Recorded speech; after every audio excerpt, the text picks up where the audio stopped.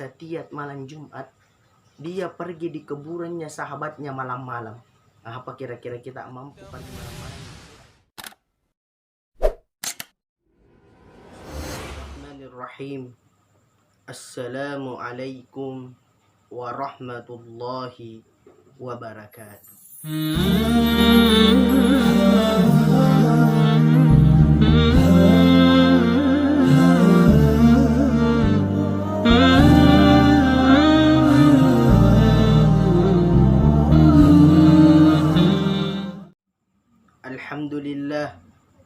Alhamdulillahi rabbil alamin. Wassalatu wassalamu ala ashrafil anbiya'i wal mursalin Sayyidina Muhammadin wa ala alihi wa ashabihi ajma'in, amma ba'd. Pertama-tama kita panjatkan puji syukur terhadap Allah Subhanahu wa ta'ala, di mana Allah yang masih memberikan rahmatnya, di mana Allah yang masih memberikan hidayahnya, sehingga bisa mempertemukan kita lagi di malam yang ke-25 ini atau di hari ke-25 bulan suci Ramadan ini. Begitu pula tak lupa kita kirimkan salawat dan salam kepada junjungan kita, yaitu Nabiullah Muhammad sallallahu alaihi wasallam. Nabi yang menjadi pedoman bagi kita semua, Nabi yang kita ikuti perilakunya, Nabi yang kita ikuti ajarannya, sehingga kita bisa selamat di dunia, lebih-lebih nanti di akhirat kelak. Pemirsa siraman rohani yang dirahmati oleh Allah Subhanahu wa ta'ala, alhamdulillah, izinkan saya menyampaikan 3 hal yang sangat disesalkan manusia. Pemirsa siraman rohani yang dirahmati oleh Allah Subhanahu wa ta'ala. Jadi Guru Al-Imam Auza'i berkata bahwa ada 3 hal yang sangat disesalkan manusia. Di antaranya yang pertama, dia sesalkan dirinya karena dia kurang amal kebaikannya saat dia di dunia ini. Pemirsa siraman rohani yang dirahmati oleh Allah Subhanahu wa ta'ala.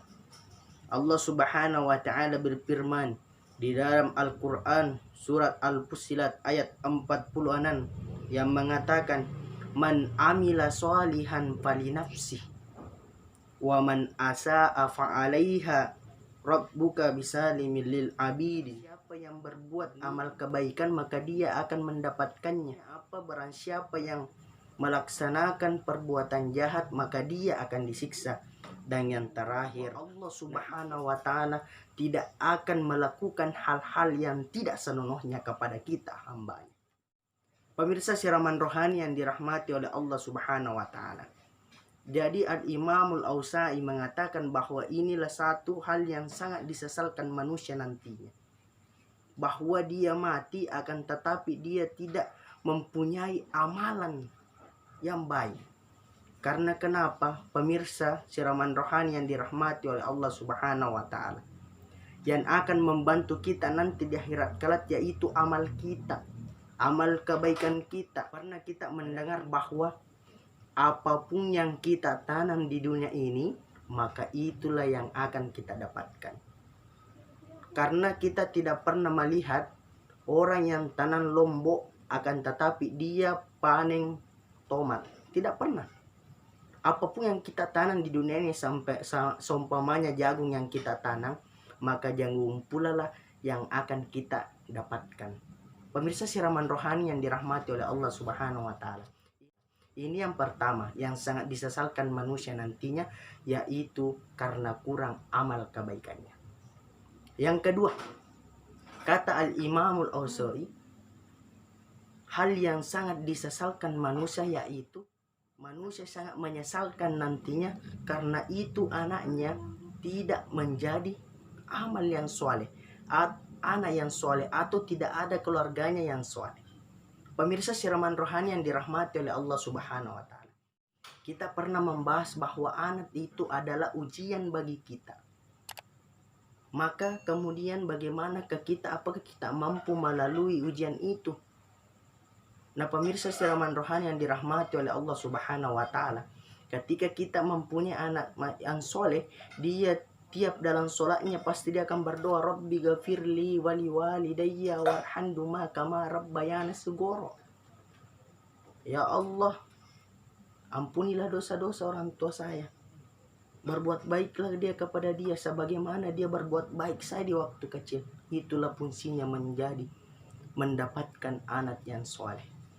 Sabit Al-Banani, pengulut tak Sabit Al-Banani, salah satu syekh, setiap malam Jumat dia pergi di kuburannya sahabatnya malam-malam. Apa kira-kira kita mampu pergi malam-malam di kuburan? Tapi Sabit Al-Banani pada saat dia ke kuburan, dia zikir di sana dan minta doa biar teman-temannya diampuni. Kenapa dia tertidur? Pada saat dia tertidur, dia melihat dua kelompok.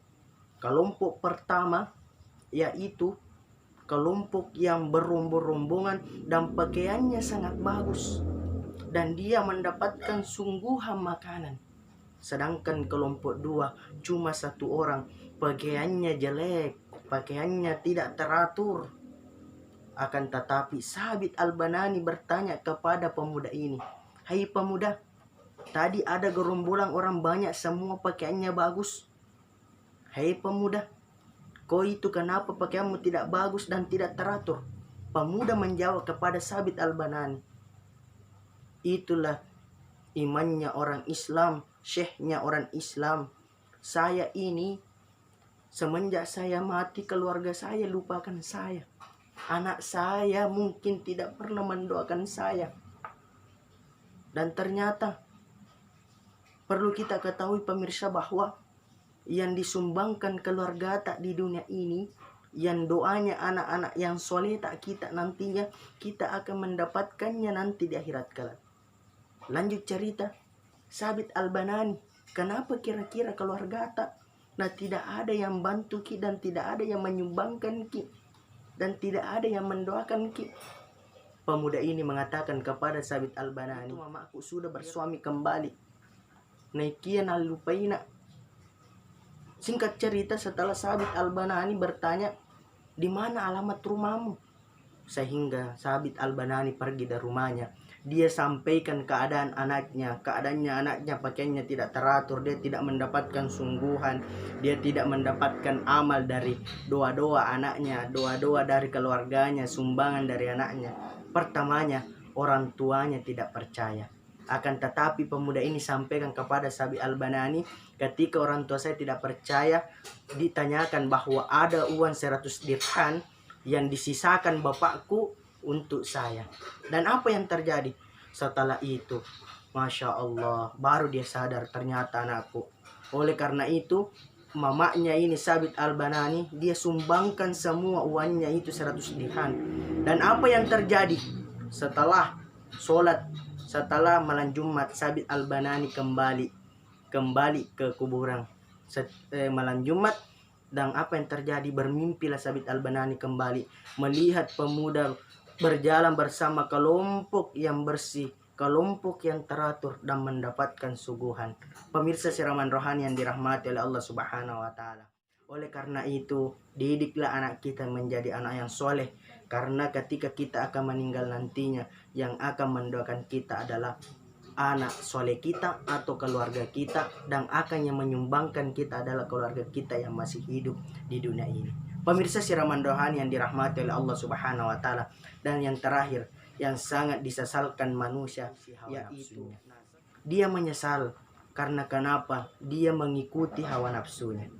Karena kenapa kita ketahui bahwasanya di dalam Quran surah Yusuf ayat 53 mengatakan, "Wa ma ubaryun nafsa innan nafsa lammaratun bis-su'i."